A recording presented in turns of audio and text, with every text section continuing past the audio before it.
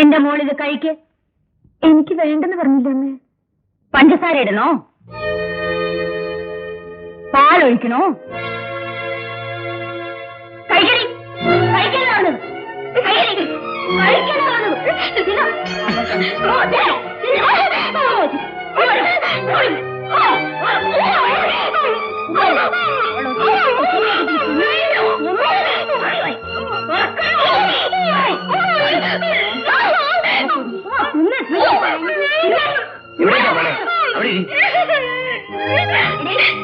പ്രിയപ്പെട്ട ഭർത്താവ് വരുമ്പോ പറഞ്ഞു കൊടുക്ക്.